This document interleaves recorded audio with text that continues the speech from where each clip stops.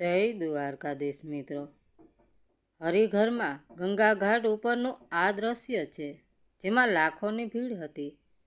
ભીડમાંથી એક વૃદ્ધ મહિલા ખૂબ જ ઝડપથી દોડીને જઈ રહી હતી અને જોર જોરથી બૂમો પાડીને કહી રહી હતી કે મારો દીકરો કયાં ચાલ્યો ગયો, હમણાં તો અહીં જ હતો. પણ લાખોની ભીડોમાં તેમનો અવાજ કોઈને સંભળાઈ રહ્યો ન હતો. ત્યાં તેમનું સાંભળવાવાળું કોઈ હતું નહીં. બધા લોકોનો ઘાટ ઉપર સ્નાન કરીને પુણ્ય કમાવાનું હતું, તેથી બધા ઉતાવળમાં હતા. ત્યાર પછી તે વૃદ્ધ મહિલા, જેમનું નામ કુંવરબેન હતું, તેમણે એક વ્યક્તિનો હાથ પકડ્યો અને તેણે પૂછ્યું, બેટા, લાલ રંગનો શર્ટ પહેરેલો મારો દીકરો હમણાં અહીં જ હતો, શું તમે તેને જોયો છે? ત્યાં તે વ્યક્તિએ માથું હલાવીને ના પાડી, પણ કુંવરબેન દીકરા એમ કહીને રાડો પાડી રહ્યા હતા. આટલી બધી ભીડ અને ખૂબ જ અવાજમાં તેમને એવું લાગી રહ્યું હતું કે તેમનો દીકરો નિલેશ જયા પણ હશે. તે તેમનો અવાજ સાંભળીને દોડીને તેમની પાસે આવી જશે. સાંજ થવા આવી હતી અને રાડો પાડતા પાડતા કુંવરબેન અવાજ પણ બેસી ગયો હતો. થાકી હારીને તે પોતે જોર જોરથી રડવા લાગ્યા. ખબર નહીં મારો દીકરો ક્યાં જતો રહ્યો, કોઈક તો એને શોધી લાવો. તે ઠીક તો હશે ને? આવા અનેક પ્રશ્નો વિચારીને તેમનું હૃદય દુઃખી થઈ રહ્યું હતું. ત્યારે ભીડમાંથી એક પોલીસવાળો તેમની પાસે આવ્યો અને સહાનુભૂતિ દેખાડવા તેણે કહ્યું, શું થયું માજી, તમે કેમ રડી રહ્યા છો?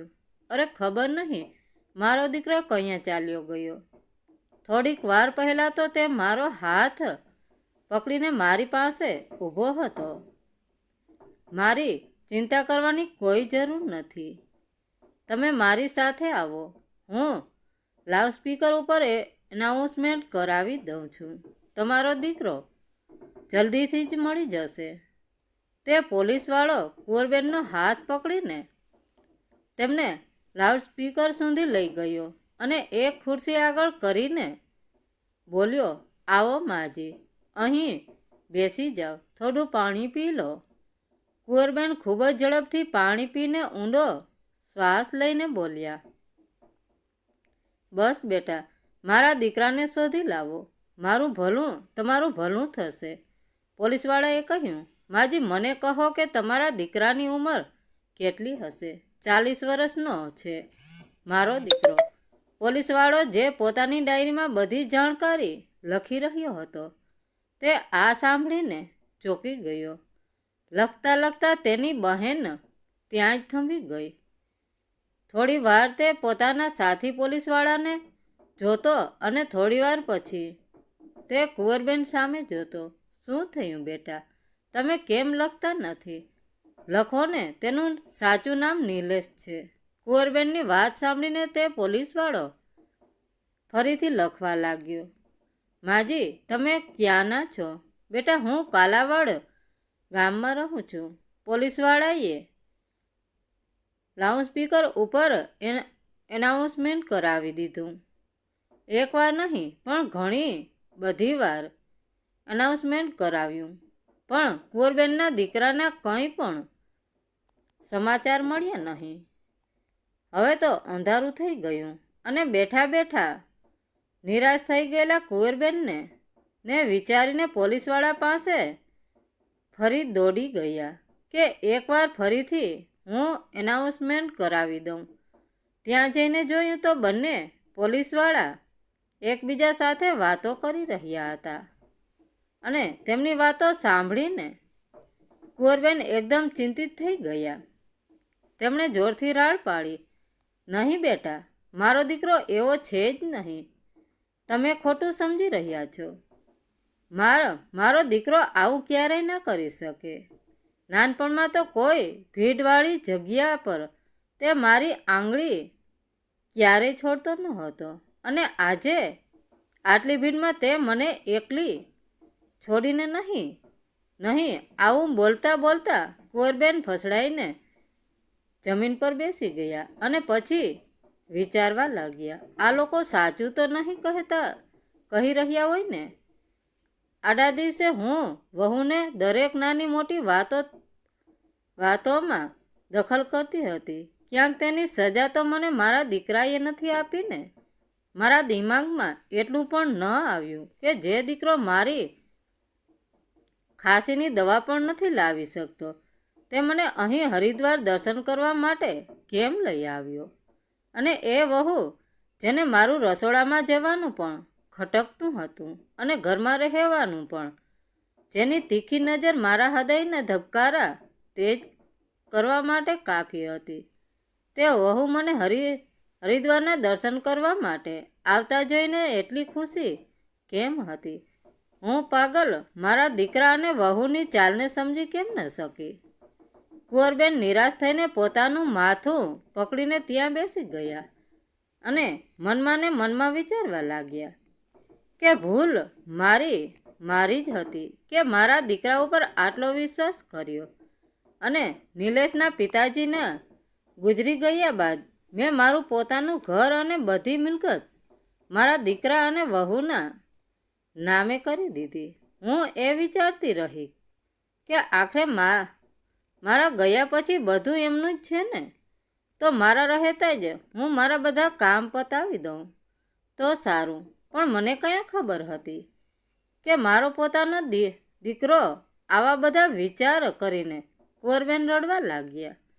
આજે એક વૃદ્ધમાનું હૃદય ખૂબ જ દુઃખી થઈ ગયું. હવે રાત પૂરી થવા આવી હતી અને સવાર પડવાની તૈયારી હતી. આ બધા વિચારો કરતા કરતા કુંવરબેનના કાનમાં એક અજાણ્યા માણસનો અવાજ સંભળાયો. શું થયું સાહેબ?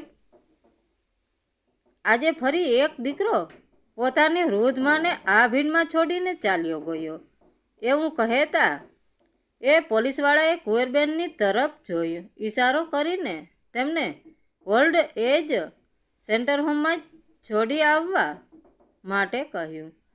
આ વાત સાંભળીને કુંવરબેન જોરથી ચીસ પાડી અને ઝડપથી પોતાના પગ ઉપર ઊભા થઈ ગયા. દીકરા, હું વૃદ્ધ જરૂર છું, પણ હું પહેલાં પણ મજબૂર નથી અને આજે પણ નથી. આવું કહેતા તેમની આંખોમાંથી ડરનો ભાવ અચાનક ગાયબ થઈ ગયો.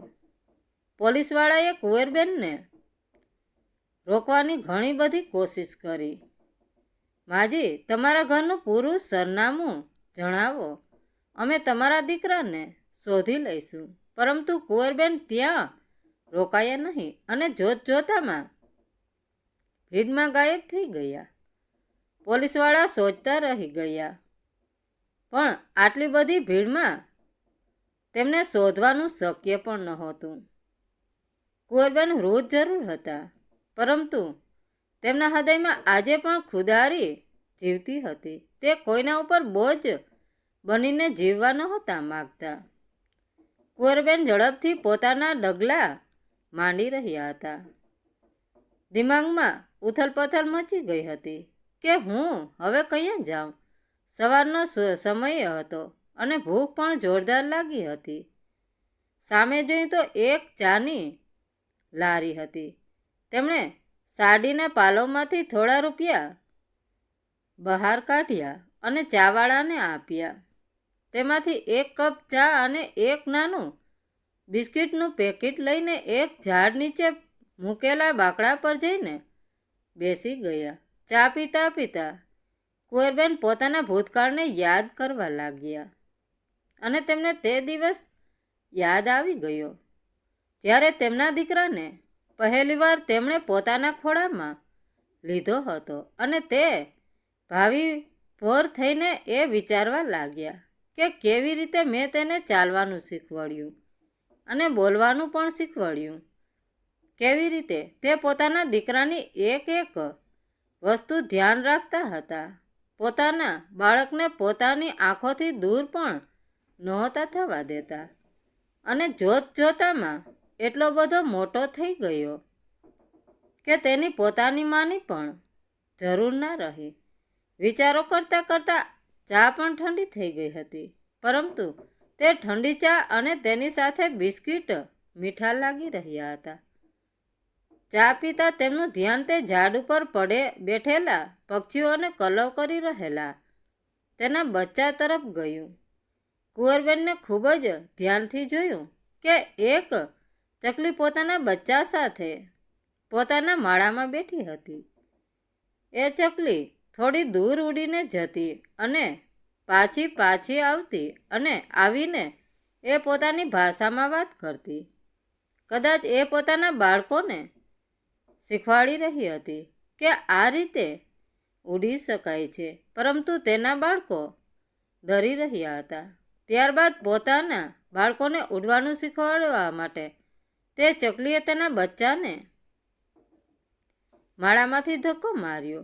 ત્યારે તે બચ્ચું ડરી ગયું અને પછી પોતાને સંભાળતા એ ઉડવાની કોશિશ કરવા લાગ્યા અને પોતાની કોશિશમાં તે સફળ થઈ ગયું. તે ચકલી ખુશીથી અવાજ કરવા લાગી અને તેનું બચ્ચું જે નવું ઉડવા શીખ્યું હતું તે હવે માળામાં આવવા માટે તૈયાર ન હતું. તે હવે એ ઉડવા જ માંગતું હતું, જાણે તે તેને કહી રહ્યું હતું કે હવે મને કોઈની જરૂર નથી, હું મારી દેખભાળ જાતે જ કરી લઈશ. કુંવરબેનને આ બધું જોઈને વિચારવા લાગ્યા કે આપણે પણ પોતાના બાળકોને આ પક્ષીઓની જેમ બધું શીખવાડીએ છીએ, પણ આ પક્ષીઓએ આજે એક સારી વાત શીખવાડી છે.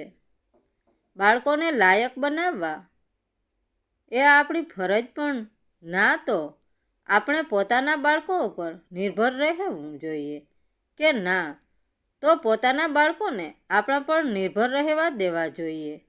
ચાલો, સમય સાથે આ શીખ પણ મળવાની હતી. આવું કહીને કુંવરબેન ત્યાંથી ઉઠીને ચાલ્યા ગયા.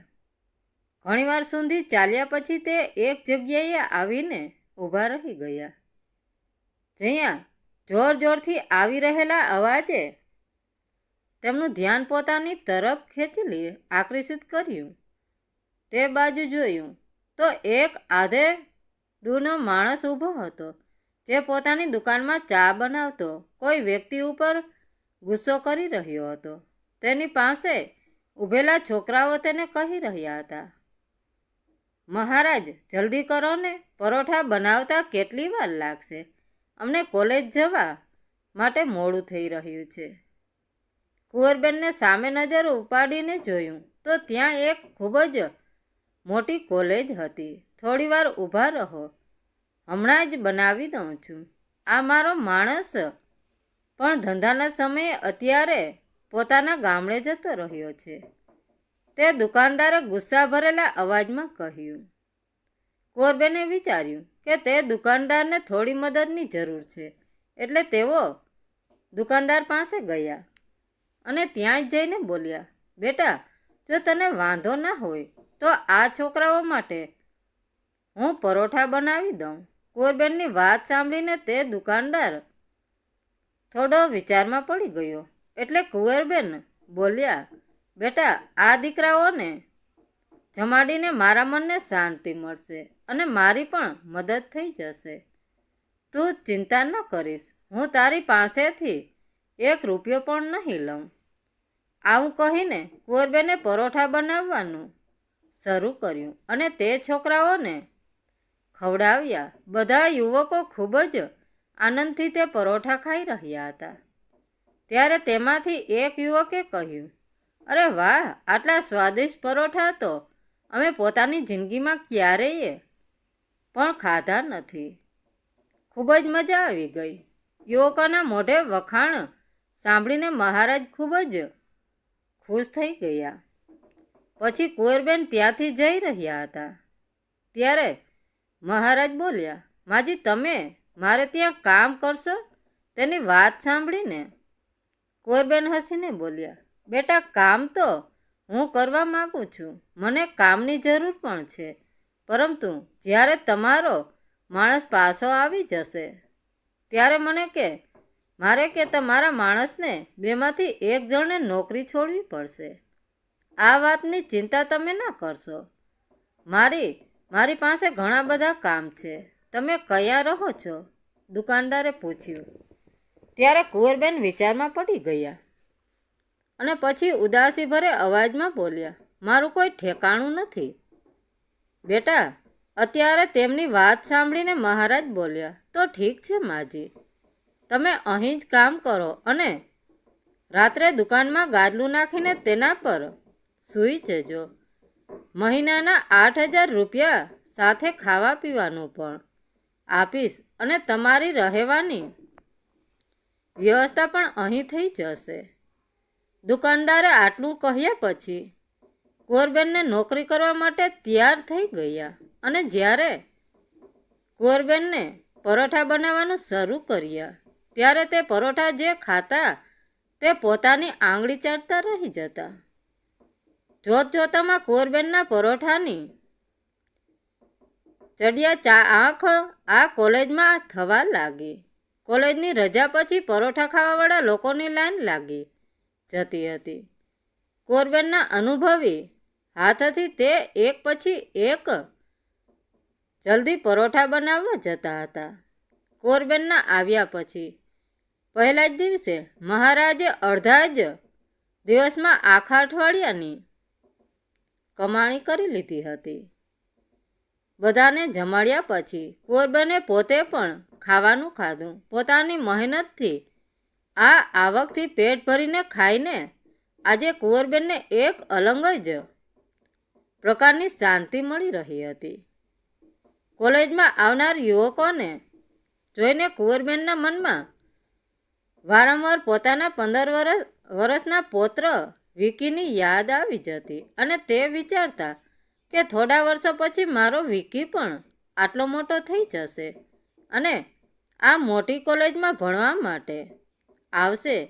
પરંતુ અચાનક જ એક વિચાર તેમના મનમાં આવ્યો અને તેમને હેરાન કરવા લાગ્યો અને તે વિચારવા લાગ્યા કે પોતાના પિતાની સાથે મને ના જોઈને વિકી કેટલો દુઃખી થયો હશે. તેને મારા દીકરાએ શું જવાબ આપ્યો હશે. પણ તે વિચારમાં મનમાં ને મનમાં પ્રાર્થના કરતા કે જેવું મારી સાથે થયું તેવું ક્યારે પણ મારા બાળકો સાથે ન થાય. સમય વીતતો ગયો અને કુંવરબેનને પરોઠા બનાવતા 3 મહિના વીતી ગયા. તેમના પરોઠાની લોકપ્રિયતા વધી ગઈ. ખૂબ જ ઓછા સમયમાં કોલેજના યુવકો સાથે કુંવરબેનને ખૂબ જ સારી રીતે ઓળખાણ થઈ ગઈ અને કુંવરબેન તો એટલા બધા કુશળ હતા કે પોતાનું બધું જ કામ કરતા તે યુવકો સાથે હસી મજાક અને વાતચીત પણ કરતા રહેતા. આજે જ્યારે કુંવરબેન પરોઠા બનાવવામાં વ્યસ્ત હતા ત્યારે તેમણે જોયું કે સામે એક 7-8 વર્ષનો દીકરો તેમની સામે જોઈ રહ્યો હતો. એની આંખોમાં એક આશાભરી ચમક હતી. તે ગરીબ દીકરાને જોઈને કુંવરબેન સમજી ગયા કે તેને ખૂબ જ જોરથી ભૂખ લાગી છે. બેને તરત જ એક પરોઠું પ્લેટમાં મૂક્યું અને તેને ખાવા માટે આપ્યું.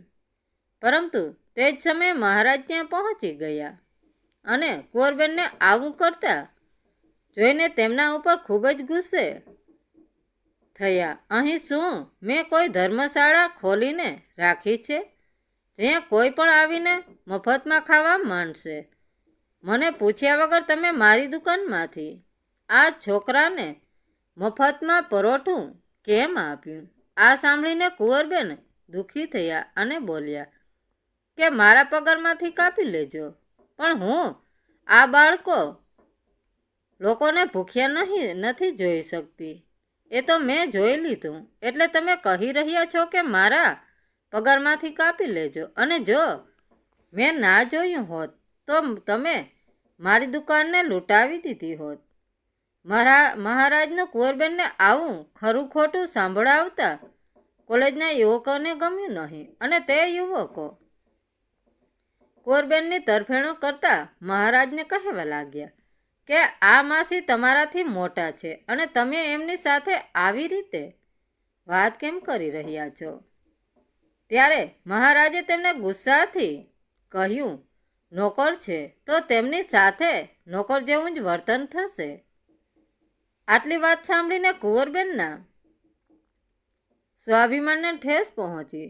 તેઓ વિચારવા લાગ્યા કે નોકરી તો આખરે નોકરી જ હોય છે ને આખો દિવસ મહેનત કરીએ પછી પણ તે પોતાની મરજીથી એક બાળકને પણ એક પરોઠું પણ ખવડાવી ના શકે.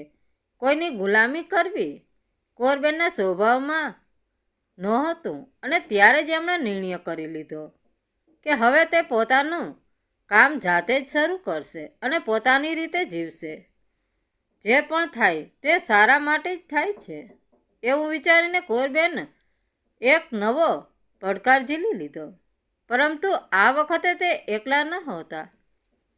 કોલેજના યુવકો તેમની સાથે હતા. તે લોકોએ કુંવરબેનના રહેવા માટે એક ભાડાના રૂમની વ્યવસ્થા કરી દીધી અને દુકાન શરૂ કરવા માટે જરૂરી વસ્તુઓ જેમ કે ટેબલ, ખુરશીઓ, ચૂલો વગેરેની વ્યવસ્થા પણ કરી દીધી.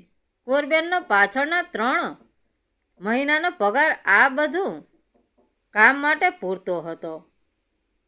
કુંવરબેનને પોતાની મદદ માટે એક દીકરા રાજુને નોકરી પર રાખી લીધો અને બીજા દિવસે મહારાજની દુકાનની સામે એક મોટા ઝાડ નીચે પોતાની નાની દુકાન ખોલી દીધી. કોલેજના યુવકોએ કુંવરબેનની દુકાનનું જોરશોરથી ઉદ્ઘાટન કર્યું. રાજુએ દુકાનની પાસેના ઝાડ પર એક બોર્ડ લગાવી દીધું જેના પર ચા અને પરોઠાના ભાવ લખ્યા હતા. પોતાની દુકાનની દરેક વસ્તુઓનો ભાવ કુંવરબેને મહારાજની દુકાન કરતાં ઓછો રાખ્યો હતો. રાજુ કુંવરબેનની ઘણી બધી મદદ કરતો હતો અને પહેલા દિવસે કુંવરબેનની દુકાનને અપાર સફળતા મળી. બીજી બાજુ મહારાજની દુકાન પર સન્નાટો છવાઈ ગયો હતો. મહારાજની આંખોમાં કુંવરબેન માટે નફરત સાપ નજર આવી રહી હતી. કુંવરબેન સાથેની દુશ્મનીને લઈને મહારાજે પોતાના પરોઠાના ભાવ અડધા કરી નાખ્યા. પરંતુ હેરાનની વાત એ હતી કે કોલેજના યુવકો અડધા ભાવે પણ તેમના પરોઠા ખાવા માટે તૈયાર નહોતા. કેમ કે એકવાર જેણે કુંવરબેનના હાથના પરોઠાનો સ્વાદ ચાખી લીધો તે બીજી જગ્યાએ કેવી રીતે જઈ શકે? કુંવરબેનને દુકાન ખોલે 3 દિવસ થઈ ગયા. ચોથા દિવસે જ્યારે સવારે કુંવરબેન પોતાની દુકાને આવ્યા ત્યારે તેમણે જોયું કે એક ટેબલના 3 પાયા તૂટેલા પડ્યા છે. એ મહારાજની દુકાન જલ્દી ખુલી ગઈ હતી. મહારાજ હસી રહ્યા હતા. કુંવરબેનને સમજાઈ ગયું હતું કે આ બધું કોણે કર્યું છે, પરંતુ તે હિંમત હાર્યા નહીં અને આ સમસ્યાનું સમાધાન પણ તેમણે જલ્દીથી શોધી લીધું. તેમણે ટેબલનો વધેલો એક પાયો પણ તોડી નાખ્યો અને પછી તેના પર જ પરોઠા બનાવવા લાગ્યા. આજે ફરીથી મહારાજ માખી મારી રહ્યા હતા અને કુંવરબેનની દુકાન પર ભીડ જામી હતી. મહારાજની આ હરકત જોઈને કોલેજના કેટલાક યુવકોએ, જે કુંવરબેનના ખાસ ગ્રાહકો હતા, તેઓ વિદ્યાર્થી યુનિવર્સિટીના લીડર સાથે સાંજે મહારાજની દુકાને પહોંચી ગયા. કેમ મહારાજ, તમને બહુ શોખ ચડ્યો છે ટેબલના પાયા તોડવાનો? આ શોખ તો અમારા લીડરને પણ છે અને ફરી જો આવી હરકત કરી તો તેમની આ વાતો સાંભળીને મહારાજનો પરસેવો છૂટી ગયો. ના સાહેબ, ફરી આવી ભૂલ ક્યારેય નહીં થાય, હાથ જોડીને મહારાજ બોલ્યા. અને તે દિવસ પછી મહારાજે ક્યારેય પણ કુંવરબેનનું કામ બગાડવાની કોશિશ કરી નહીં અને કુંવરબેનનું કામ દિવસે ને દિવસે ખૂબ જ આગળ વધવા લાગ્યું હતું. કુંવરબેન ઘણા ઉમંગ સાથે પોતાનું કામ કરવા લાગી ગયા. તેમની રસોઈનો સ્વાદ ચાખવા માટે દૂર દૂરથી લોકો આવવા લાગ્યા. ઘણા વર્ષો પછી હવે કુંવરબેનના ચહેરા પર ચમક પાછી આવી રહી હતી. સમય પસાર થવા લાગ્યો. કોલેજના યુવકોની મદદથી કુંવરબેનને પોતાનું બેંક એકાઉન્ટ ખોલાવી લીધું અને એટીએમ કાર્ડ પણ બનાવી લીધું. થોડા સમય પછી કુંવરબેનને પોતાની બાજુમાં આવેલી એક નાની દુકાન ખરીદી લીધી, જેનું નામ રાખવામાં આવ્યું કુંવરબેનની રસોઈ. જ્યાં દિવસભર યુવકોની ભીડ જોવા મળતી હતી. ખાવા પીવાની સાથે મોબાઈલમાં દિવસભરના સમાચાર સાંભળતા રહેતા. આખો દિવસ દુકાન ઉપર કોઈ મેળા જેવો માહોલ રહેતો હતો. એક દિવસ એક સમાચારે કુંવરબેનનું ધ્યાન પોતાની તરફ ખેંચ્યું. આજે એક દીકરો અને તેની વહુ પોતાની 65 વર્ષની બીમાર વૃદ્ધ માને રામ મંદિરમાં એકલી છોડીને ચાલ્યા ગયા. સમાચારમાં તે વૃદ્ધ માની તસવીર પણ આપવામાં આવી હતી. તે વૃદ્ધ માની તસવીર જોઈને કુંવરબેનને તેમના ચહેરામાં પોતાનો ચહેરો નજર આવી રહ્યો હતો. તે બેચેન થઈ ગયા અને વિચારવા લાગ્યા કે તે બિચારી હવે શું કરશે, તે ક્યાં જશે. આ પ્રશ્નથી કુંવરબેન વ્યાકુળ થઈ ગયા. પછી તેઓ થોડા રૂપિયા લઈને પોતાની દુકાન રાજુને સોંપીને મંદિર તરફ જવા નીકળી પડ્યા. ત્યાં જઈને ખબર પડી કે તે વૃદ્ધ મહિલાને હોસ્પિટલમાં ભરતી કરવામાં આવ્યા છે. ત્યાંથી કુંવરબેન સરકારી હોસ્પિટલ પહોંચ્યા અને તે વૃદ્ધ મહિલાની શોધખોળ કરવા લાગ્યા. પરંતુ તે વૃદ્ધ મહિલા તેમને ક્યાંય મળી નહીં. કુંવરબેનને ચારેય બાજુ પોતાની નજર દોડાવી અને ત્યારે એક ખૂણામાં દર્દભરી હાલતમાં જમીન પર તે વૃદ્ધ મહિલા પડી હતી. ડૉક્ટર સાથે વાત કરીને કુંવરબેને તેને બેડ અપાવ્યો. ડૉક્ટરે કહ્યું કે તેમણે નબળાઈ ઘણી બધી છે, આટલા માટે તેમનું ધ્યાન રાખવું પડશે. કુંવરબેનથી વધારે પોતાનાથી અલગ થવાની પીડા કોણ સમજી શકે તેમ હતું. કુંવરબેનને વૃદ્ધ મહિલાની ખૂબ જ સેવા, ખાવા પીવાનું અને દવાનું પણ ધ્યાન રાખ્યું. તે વૃદ્ધ મહિલા હેરાન હતી કે જ્યારે પોતાના લોકોએ તેમનો સાથ છોડી દીધો, ત્યારે કોઈ અજાણી સ્ત્રી આખરે તેમના માટે આટલું બધું કેમ કરી રહી છે. તેમને પ્રશ્નભરી નજરે જોઈને કુંવરબેન બોલ્યા, બહેન ગભરાશો નહીં, હવે તમે એકલા નથી. જે સ્થિતિમાં તમે આજે છો, ક્યારેક હું પણ આ સ્થિતિમાં પસાર થઈ ચૂકી છું. જ્યારે મારા પોતાના દીકરાએ મારો સાથ છોડી દીધો હતો, ત્યારે મારી હાલત પણ તમારા જેવી જ હતી. કોઈ તરછોડેલી વ્યક્તિની જેમ હું રસ્તા ઉપર ભટકતી રહી હતી, પણ હું હિંમત હારી નથી. આજે જ્યારે જાતે કમાઈને ખાવામાં જ જે સંતોષ મળે છે ને તે સંતોષ મને ક્યારેય પણ પોતાના સંતાનો સાથે રહેવાથી પણ મળ્યો નથી. મારી જેમ હું તમને પણ સ્વાભિમાની જીવન જીવતા જોવા માગું છું. તે વૃદ્ધ મહિલા રડતા રડતા બોલી, સમજાતું નથી કે હું શું કરું. મારા પોતાના જ સંતાનોએ મારો એવો વિશ્વાસ તોડ્યો છે કે હવે તો જીવવાની ઈચ્છા પણ ખતમ થઈ ગઈ છે. આ ઉંમરમાં તો હવે કશું કરવાની તાકાત પણ નથી રહી.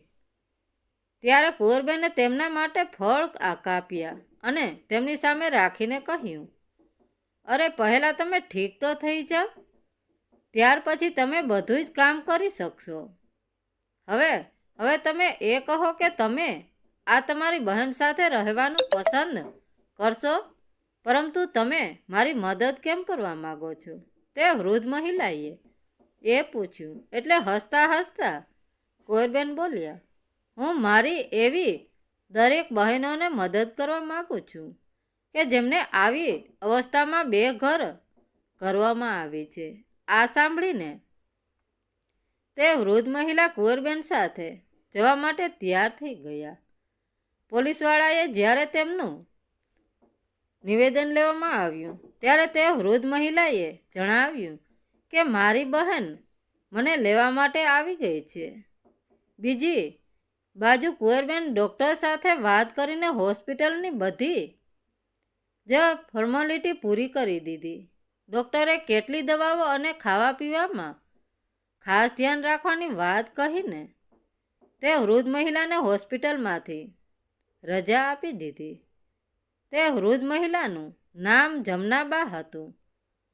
જમુનાબાની કહાની પણ મોટાભાગે કુંવરબેન સાથે મળતી આવતી હતી.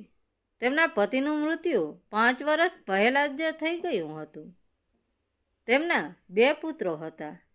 એ વારાફરતી તેમને પોતાના ઘરે રાખતા હતા.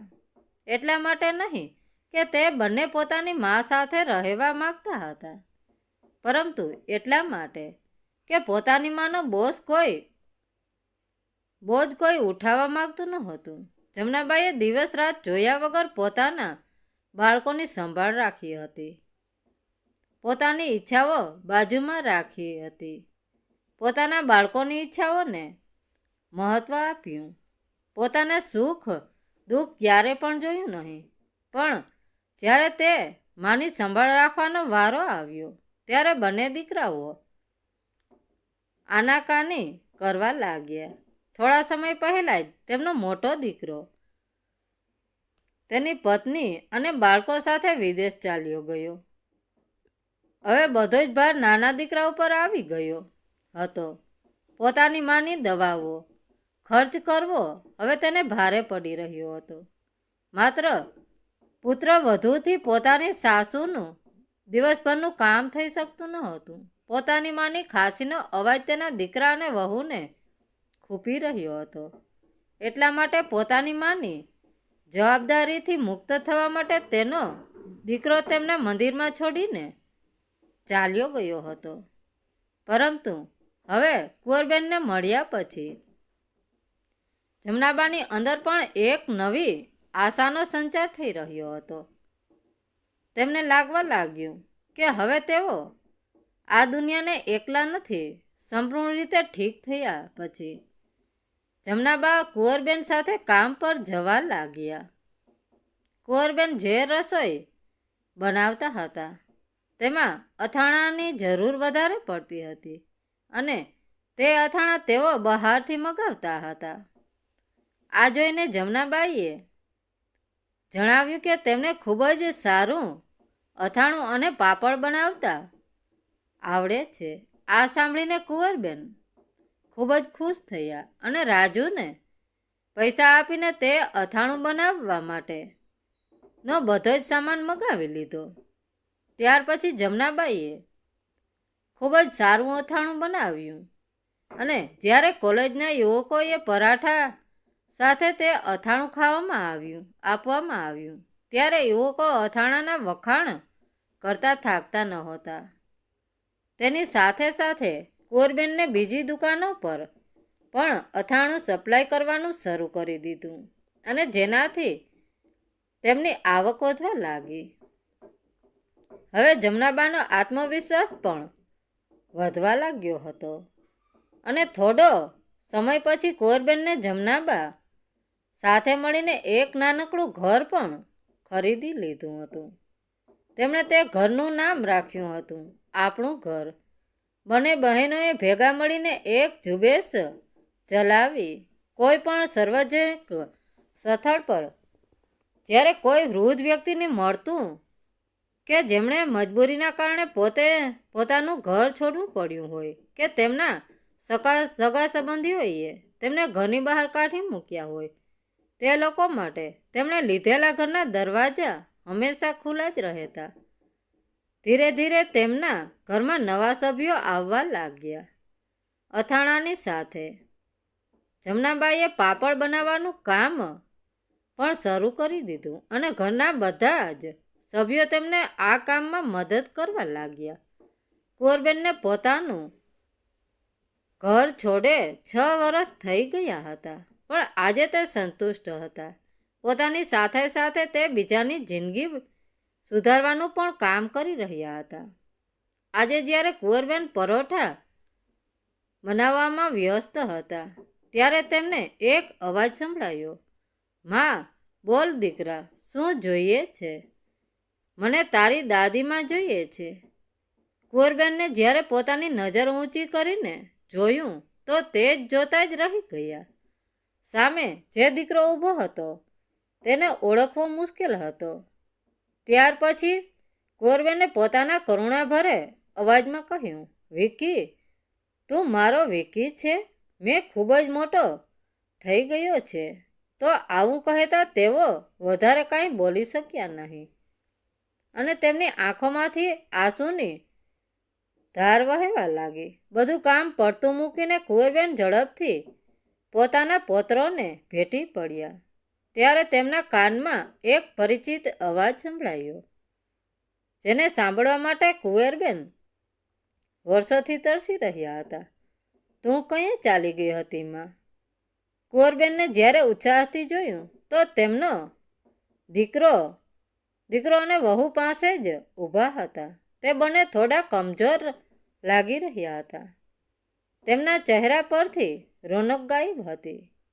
પરંતુ સૌથી વધારે જે વાત કુંવરબેનને હેરાન કરી રહી હતી તે હતી એ પોતાના દીકરાની સાથે સાથે તેમની પુત્રવધૂની આંખોમાંથી પણ આંસુ બંધ થવાનું નામ નહોતા લઈ રહ્યા. બંને પાસે આવીને કુંવરબેનને ભેટી પડ્યા. ખૂબ જ રડવા લાગ્યા. માં, તું ક્યાં ચાલી ગઈ હતી અમને છોડીને? તારા વગર અમારું જીવન સૂનું થઈ ગયું હતું. પોતાના દીકરાની આ વાત સાંભળીને કુંવરબેન એકદમ શસ્તબંધ થઈ ગયા અને તે બોલ્યા કે શું મતલબ છે તારો? જો તને મારી એટલી જરૂર હતી તો મને એકલી છોડીને કેમ જતો રહ્યો હતો? માં, મેં તારો હાથ બરાબર પકડ્યો હતો, પરંતુ અચાનક ભેડમાં ભાગદોડ થવા લાગી અને મારો હાથ છૂટી ગયો. ત્યારે હું પડી ગયો અને બધા મને કચડીને મારા ઉપરથી દોડવા ગયા. મને ખૂબ જ ગંભીર ઈજા આવી અને 3 દિવસ સુધી તો હું બેભાન રહ્યો. જ્યારે મારી આંખો ખુલી ત્યારે હું હોસ્પિટલમાં હતો. એનો મતલબ એ કે તું મને છોડીને નહોતો ગયો અને હું પાગલ શું વિચારીને બેઠી હતી.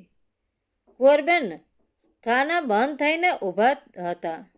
ના માં, મેં તને બધી જગ્યાએ શોધી લીધી હતી અને પોલીસ સ્ટેશનમાં જ્યારે ફરિયાદ કરવા માટે ગયો ત્યારે તેમણે મને જણાવ્યું કે એક વૃદ્ધ મહિલા મળી હતી, પરંતુ તેઓ જાણતા નહોતા કે અચાનક તે ક્યાં ચાલી ગઈ. આજે જ્યારે આ કોલેજમાં હું તારા પૌત્રનું એડમિશન કરવા માટે આવ્યો ત્યારે બધા જ કામ પતાવતા સવારથી બપોર થઈ ગઈ અને અમને ખૂબ જ જોરથી ભૂખ લાગી રહી હતી. ત્યારે કોઈએ કહ્યું કે અહીં એક માજીની દુકાન છે. તેમની રસોઈ ખૂબ જ સરસ હોય છે. તે પરોઠા પણ ખૂબ જ સ્વાદિષ્ટ બનાવે છે. એટલા માટે અમે અહીં આવ્યા અને માં, સાચું કહું તો ખાધા પીધા વગર જ અમે તૃપ્ત થઈ ગયા છીએ. પોતાના દીકરાની આ વાતો સાંભળીને કુંવરબેનને આંખોમાંથી આંસુ વહેવા લાગ્યા અને તે વિચારવા લાગ્યા કે તે પોલીસવાળાના કહેવા પર મેં મારા દીકરા વિશે કેટલું ખરાબ વિચારી લીધું અને મને મારા દીકરા પરથી જે વિશ્વાસ ઉડી ગયો. પણ મનમાં તેમને એક સંતોષ થઈ રહ્યો હતો કે જે પણ થયું તેના કારણે આજે તેમને ઘણા બધા લોકોની જિંદગી સુધારવાની એક તક મળી ગઈ હતી. આજે કુંવરબેનને પોતાના બાળકો માટે ખૂબ જ મમતાભર્યા ભાવથી પરોઠા બનાવ્યા અને બેસાડીને પોતાના હાથથી જમાડ્યા. આ દ્રશ્ય જોઈને આસપાસના ઊભેલા બધા જ લોકોની આંખોમાં આંસુ આવી ગયા. મિત્રો, વાર્તા કેવી લાગી? સારી લાગી હોય તો કોમેન્ટ કરીને જરૂર જણાવજો અને ચેનલને પણ સબસ્ક્રાઈબ જરૂરથી કરજો. ધન્યવાદ મિત્રો. રાધે રાધે. જય દ્વારકાધીશ.